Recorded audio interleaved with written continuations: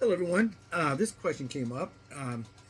Like I said, a lot of people think that my channel is only a weight loss channel, big to smaller, or my blood, my a channel about maybe diabetes, so my blood sugar level lower, or my blood pressure lower, my exercise more.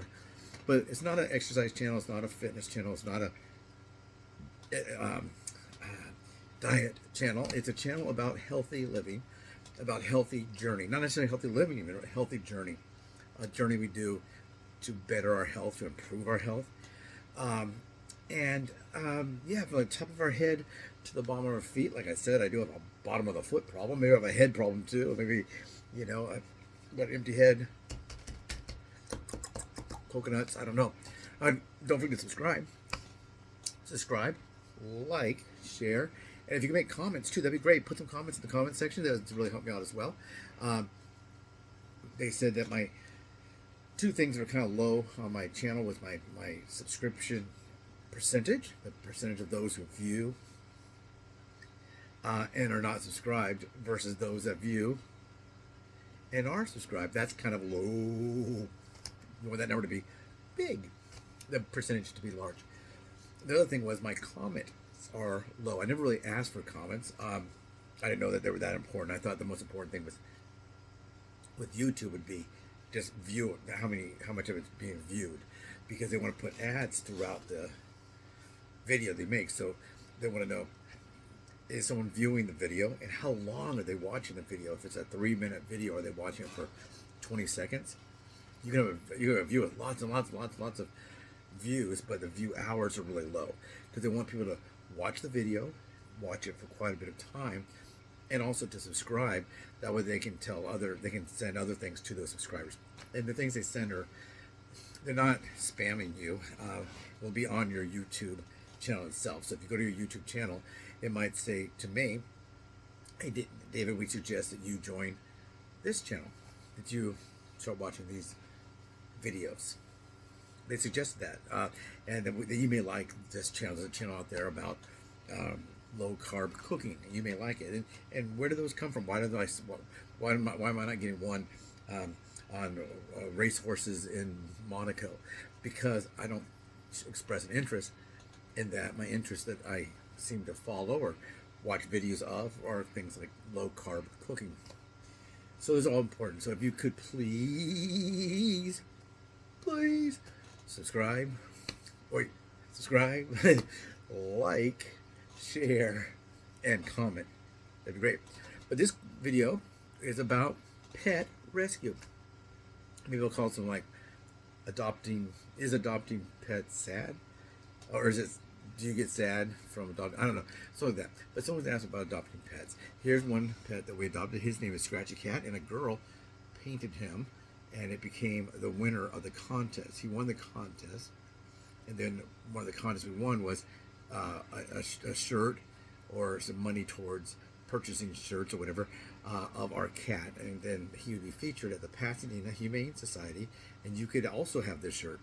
Which is really weird. Is one day I was getting in an elevator and I was looking down and I looked up and a girl had this shirt on. I go, "Well, wow, that's our cat. His name is Scratchy Cat." And I showed her a photo on my phone. We were talking about it after we got out of the elevator. It was her and her mom and someone else, maybe her aunt. I don't know. I was at getting blood work done, and I was going up the elevator, and they were visiting someone, I guess. So it was really weird seeing that because of all the things you see. I mean, Pasadena Humane Society, it's not that large. Pasadena City, it's not like, it was Grumpy Cat, which is worldwide. It was our cat, Scratchy Cat, but he did pass away. But someone's asking about, is it sad? Do I get sad?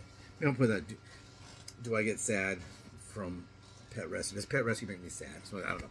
But the answer would be probably overall no. There is sadness involved. This rascal right here, he had FIV. People say that's like AIDS for cats or HIV for cats, and it's really not. It's not the same. But if you look up FIV, the letters FIV, you'll know what he had. But we had 4 cats that had that, and I would say that sadly, 3 are gone. But it's kind of sad and happy. It's sad that 3 of the 4 are no longer here, but it's a good thing, or we're glad that 1 is still here. So we had 4 and 1 is still surviving. What happens is there's a transfer of blood, and it affects their immune system, I guess, and their bodies can't fight off certain diseases as well. But you can have an FIV positive cat and non-FIV positive, which we've had, and it doesn't transfer just by achoo, achoo, you know, 2 cats sneezing, just like COVID. If I said to you, would you like a piece of gum? And you said, well, I would like a piece of gum. Oh, I got COVID, I die. No, it wasn't about touch. And this is not about just 2 cats walking by in the house, or a cat bouncing around chasing a ball of yarn. Another one saying, well, I want to do that too. And they both get FIV and they both are no longer here. No, that's not the way it works. But yes, the loss of them in my life makes me sad. Yes. Yes, I do. But the happiness when we first get them, when we have them, when we love them, when they love us, those animals bring so much joy. And people will say, well, those animals might die sooner. Maybe, maybe not. You can adopt. A lot of times, I guess, some people that would adopt animals, maybe they would die sooner because they adopt them as older. You go to either a puppy mill or a breeder, if maybe a really good breeder, maybe a really good puppy mill, maybe a backyard breed. But you buy one of those animals, most likely you're buying a very young dog or a young cat. You're buying an 8-week-old, a 6-week-old. You're not really getting them before they're 8 weeks, but maybe an 8-week-old, a 10-week-old. When you go to the shelter, you might find a cat or a dog that looks like a puppy, but it might be 2.5 years old, 3 years old. It's a little bit older. The ones we adopt usually are like this guy, who are not going to have much of a chance. They used to always, if they came up with one that was positive in FIV, they would put them down. My friend Emily, she brought one of her FIV cats to her veterinary tech school classes, and the lady freaked out and told her, like, pick up your animals, let's clean up, get that out of here, like it was going to walk in with the plague or something, or it was highly contagious, and it was not, and she didn't know what was going on. She wasn't, I think she was a teacher's aide or something. She was running the class on how to handle cats, or something. I don't know what it was. Maybe she'll come on and tell us, but back there you'll see some of the animals that we have. But yeah, they could pass away a little bit sooner. The ones that we adopt are usually ones that are not that adoptable. Either seniors, everybody wants a puppy, everyone wants a kitty, meow, meow, woof, woof. That's what they want. So they won't adopt an older animal. Or we adopt black. Now, obviously, hey, wait a minute. That's prejudice. That's fact. It is prejudice. I will be prejudiced and tell you that. I'm judging the fact that black animals are not adopted as well, or as often as non-black. The reason they believe, who are they? That'd be the pet rescue industrial complex, the pet rescue groups, the pet rescue world, the shelters. They believe the reason they're not adopted as often is they're harder to photograph. They don't photograph quite as well, being that they're really dark, and they just don't photograph as well. If you go and get a Hallmark card that says, I hope you're feeling better, it's most likely that cat on the front of that card is not black. No, maybe not white, but he's going to be maybe like colored like this. This one is a mackerel. He's called a mackerel, something mackerel, brown mackerel. I don't know. But anyway, it looks like kind of like a tabby, but he is a brown mackerel. But they don't put the black cats on there. They like to put Siamese, Persians, beautiful little Persians, and they just don't put the black cat on there.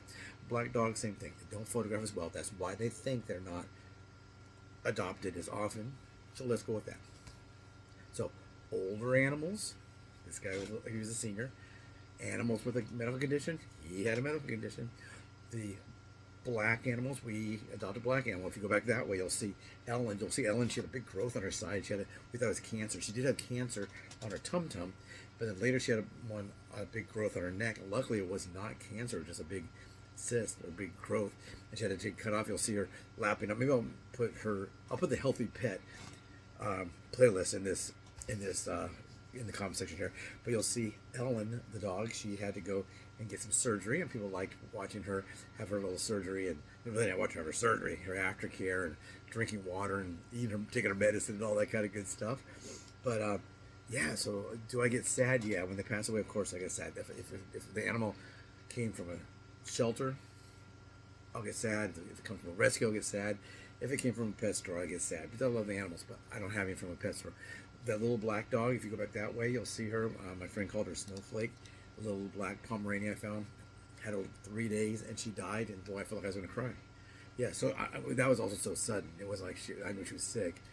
She just died, you know. Had a thing with her trachea, and it ended up being fatal. I would have taken her to the doctor. I mean, I did take her to the doctor to find out what happened. I was hoping to get there before she passed away, but I only had her 3 days, so she wasn't my dog. I took her to the animal shelter in Pasadena, and they checked for microchip, and they looked her over. They thought she looked pretty healthy. We just don't know. But yes, I do get sad, but I do get a lot out of it. The little dog I transported, if you go back that way too, you'll see me transporting a little doggy, a little Chihuahua. I transferred her from Long Beach to Studio City. Sweet little doggy. She got attacked by 3 pit bulls. So there's a lot of different stories going on, a lot of ways you could help. If you'd like to help animals and you don't want to necessarily adopt them because you're afraid that you might become sad because they pass away, you can also do things that go well. So they need dog walkers, people walking dogs, people cleaning cages, people doing paperwork, people going to events, all kinds of good stuff. People going to fundraise for them, all kinds of good stuff you can do to help.